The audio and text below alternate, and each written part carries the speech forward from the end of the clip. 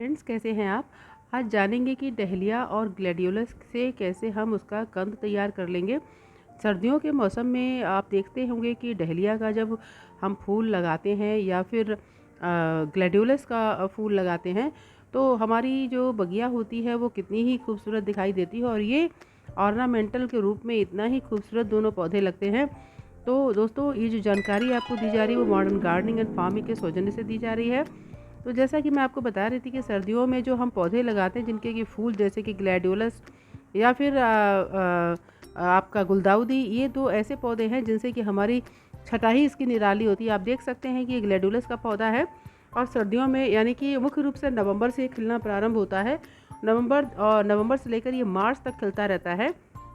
लेकिन जैसे जैसे टेम्परेचर बढ़ता है उसके बाद ये पौधा हमारा सूखना शुरू हो जाता है। तो ये ऐसा पौधा है कि इसको आप लगाकर अपनी बगिया को महका सुंदर बना सकते हैं और ये ऐसा पौधा है कि लगातार ये खिलता रहता है। तो देखिए, इसको जब मैच्योर हो जाता है, जब ये सूख जाता है, तब इसके नीचे में देखिए कि इसका कंदा होता है। इस तरीके जैसे प्याज होता है, बिल्कुल उसी तरीके से इसका कंद होता है। तो आगे अगले साल के लिए हमें क्या करना है कि इसी तरीके से जो कंद होते हैं इसको हमें मिट्टी में से निकाल लेना है और निकाल कर इसको अच्छी तरीके से साफ़ कर लीजिए।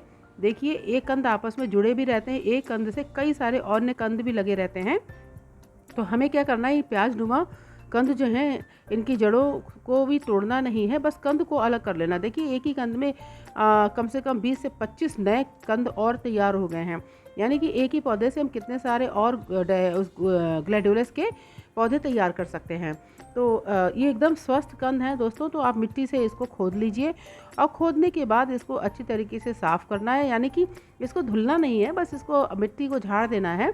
और इसको खुदाई करने के बाद जब आप जिस फील्ड में इसको लगाते हैं या गमले में लगाते हैं, तो खुदाई करने के बाद इसको कम से कम 4 से 5 दिन तक खेत में ही छोड़ देना है, यानी कि गमले में ही छोड़ देना है या फिर ओपन स्पेस में छोड़ देना है ताकि अच्छी तरीके से ये सूख जाएं।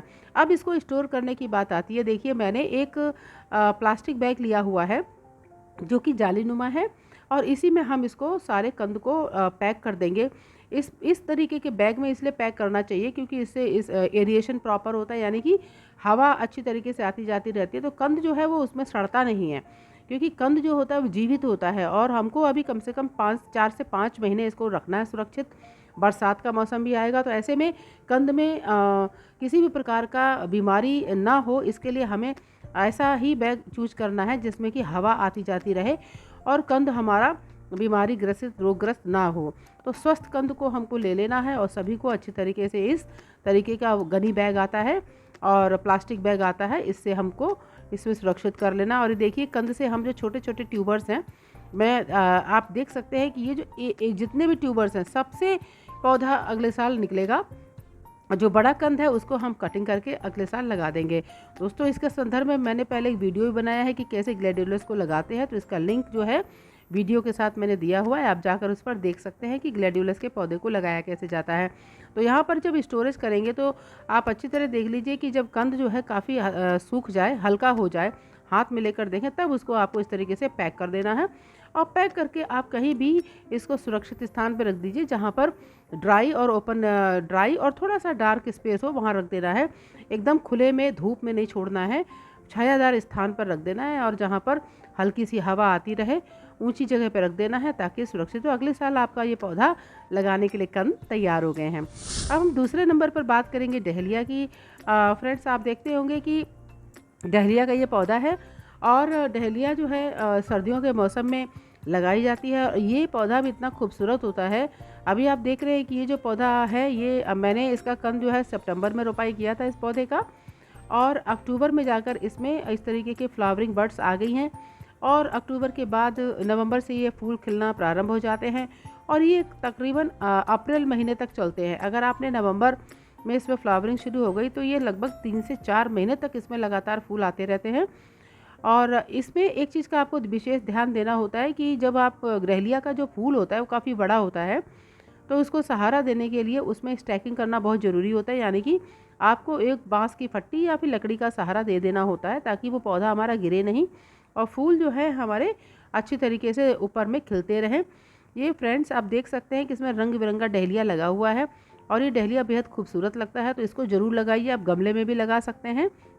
देखिए किस तरीके से इस पे तितलियाँ मंडरा रही हैं, तो आप इसे गमले में भी लगा सकते हैं, इसको क्यारी में भी लगा सकते हैं, इसको फील्ड में भी लगा सकते हैं। सबसे अच्छा है कि इसका एस्थेटिक लुक बहुत ही अच्छा होता है। और ये देखिए डबल कई से मतलब मल्टी पेटल है ये डहलिया, और बैंगनी कलर की है, बहुत ही खूबसूरत ये भी है। तो अब जैसे ही मार्च का महीना प्रारंभ होता है, मार्च अप्रैल में इसके जो कंद फूल होते हैं वो सूखने लगते हैं, प्लांट भी देखिए ड्राई हो रहे हैं। तो इसमें जो हम 2 तरीके से इसका बीज तैयार कर सकते हैं। एक तो बीज के द्वारा, बीज जो है इसके ऊपर में जहाँ फूल खिलता है, उस फूल को जब वो फूल सूख जाता है, तो सूखने के बाद आप उसको तोड़ के देखेंगे तो देखिए काले रंग का इस तरीके से अंदर में बीज है। मैं आपको क्लोज व्यू में करके दिखाती हूँ। देखिए ये बीज है। तो यही बीज जो है अगले साल आप इसको बुनाई कर देंगे, जब इसको लगा देंगे, जैसे क्यारी में लगा देंगे, तो ये जर्मिनेट कर जाएगा और इससे आप बीज तैयार करके मतलब इसमें पौध तैयार कर सकते हैं और इस पौध को आप रोपाई करके लगा सकते हैं। तो फ्रेंड्स, एक ये तरीका है कि आप बीज के द्वारा भी डहलिया का पौधा रोपाई करके लगा सकते हैं, और ये भी काफ़ी आसान मेथड है। इसलिए आप इसके बीज को अच्छी तरीके से सुखाकर और अगले साल के लिए इसको पैक करके रख लीजिए। देखिए यहाँ पे बहुत क्लियर दिखाई दे रहा है कि किस तरीके से इसके बीज हैं, तो आप इसको रख सकते हैं। तो फ्रेंड्स, ये था कि कैसे हम बीज के द्वारा अपना डहलिया का पौधा तैयार करेंगे और कैसे उसका बीज तैयार करेंगे। तो बीज जो है वो लगभग इसमें 9 से 10% तक मॉइस्चर होनी चाहिए, यानी कि काफ़ी जब उठाएं तो हल्का होना चाहिए और काफ़ी सूखा हुआ महसूस हो, तब आपको रखना है। दूसरा विधि होता है कि कंद के द्वारा इसको कैसे तैयार करेंगे। देखिए ये पौधा जो है लगभग मैच्योर हो चुका है, तो इसमें नीचे की तरफ में कंद तैयार है। तो हम अभी आपको दिखाते हैं कि इसको कैसे कंद को निकालना है। देखिए खुरपी के माध्यम से आप धीरे धीरे करके जो पौधा है उसके चारों तरफ में खुदाई करेंगे।